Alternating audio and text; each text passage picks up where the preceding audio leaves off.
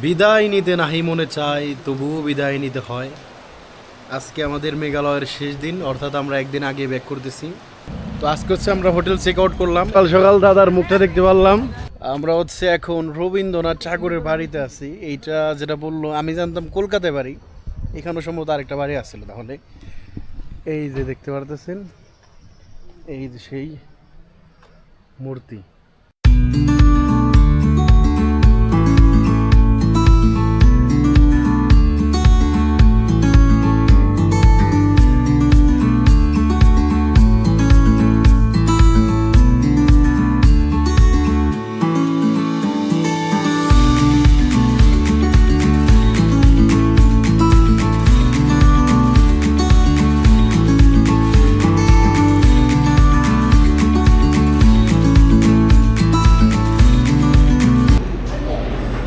অনেক ধরনের খাবার এখানে দিয়েছে, দেখতে পাচ্ছেন।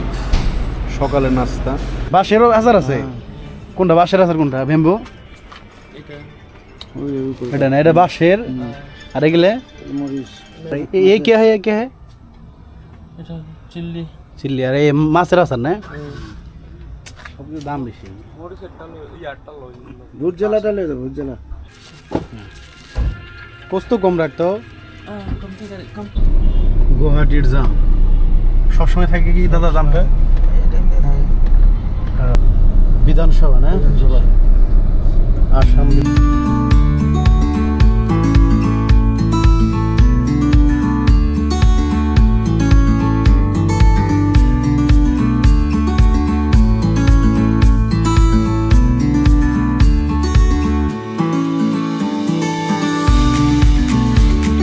আমরা যেদিনকে গুয়াহাটি গিয়েছিলাম ওদিন হচ্ছে রাতে ছিল, বাট আজকে বিকেল টাইমটা, অর্থাৎ 1টায় থেকে সন্ধ্যা পর্যন্ত কিন্তু আমরা এই সৌন্দর্যগুলো উপভোগ করতে পারতেছি। দেখেন, মানে আপনি চোখ ফেরাতে পারবেন না, এখন চোখ ফেরাতে পারবেন না এখানকার সৌন্দর্য দেখে।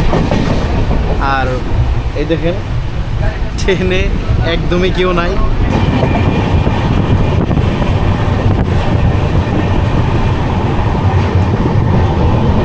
যদিও এখানে বসে অনেক রিস্ক, তারপরেও এই সৌন্দর্যগুলো দেখার জন্য মূলত এখানে বসছি।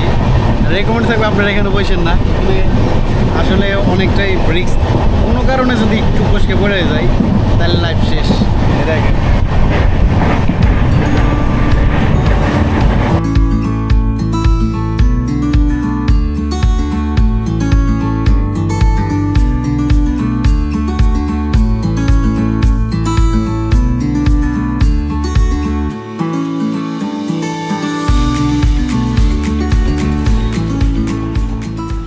যদি প্রেমে পড়তেই হয় তাহলে এই সৌন্দর্যের প্রেমে পড়েন, এই প্রকৃতির প্রেমে পড়েন। এই প্রকৃতি কখনো আপনাকে কষ্ট দেবে না, এই প্রকৃতি আপনাকে প্রশান্তি যোগাবে, আপনার মনে শান্তি দেবে। মানুষ আপনাকে আঘাত করতে পারে, কষ্ট দিতে পারে, কিন্তু এই প্রকৃতি কখনোই আপনাকে কষ্ট দেবে না। আমি একজন প্রকৃতি প্রেমী, সে কারণে এই প্রকৃতির টানে বারবারই ফিরে আসি।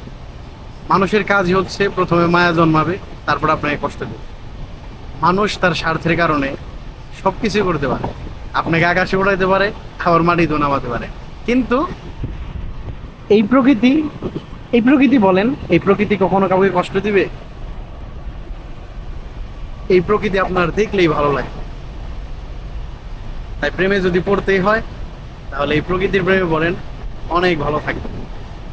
আর তা না হলে হয় আপনি কষ্ট পাবেন, তা নাহলে সে কষ্ট পাবে।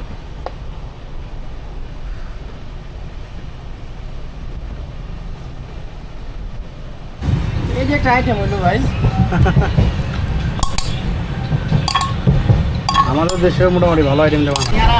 সারা জীবন শুধু শুনছি যে আসামের গ্রামগুলো এতটা সুন্দর হয়, আজ বাস্তবে দেখতেছি।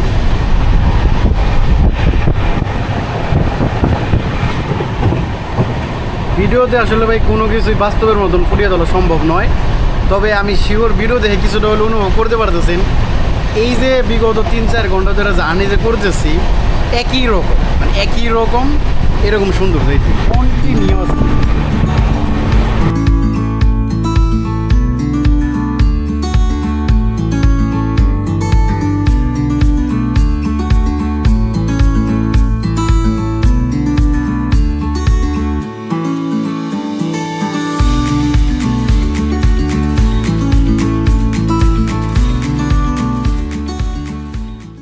এই হচ্ছে ট্রেনের খাবার। এখানে দেখতে পারতেছেন 2টা ডিম দিয়েছে, ডাউল, সবজি আছে, রাইস মোটামুটি ভালোই। এখন ভোর 4:50 বাজে, মাত্র আগরতলা স্টেশনে আসলাম। এই হচ্ছে আমাদের ট্রেন।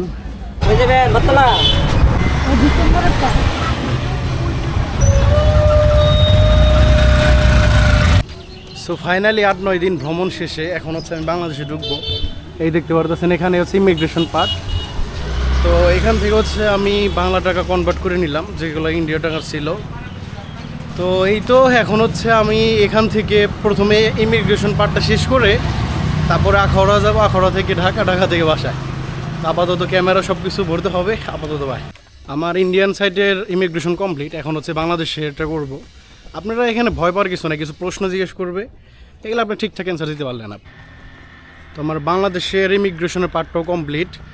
আর আপনাদের একটা কথা বলি, সেটা হচ্ছে অবশ্যই একটা পেন হাতে রাখবেন, কলম, যেটা অনেকবার বলা হয়। যাই হোক, এখানে ভিডিও করা নিষেধ ছিল, যেটা আমি জানতাম না। যাই হোক, আপনারা কিছু প্রশ্ন করবে, সেগুলো অ্যান্সার দিতে পারলেই হয়ে যাবে, বুঝছেন। তারপরও এটা নিয়ে একটা ভিডিও করবো, সেই ভিডিওটা দেখলে আপনারা সব বুঝতে পারবেন। এখন হচ্ছে আমি এই ভিডিওটি এখানে শেষ করব। আগামী ভিডিওতে আমরা দেখব কিভাবে এই পুরো ট্যুরটি কমপ্লিট করতে পারেন।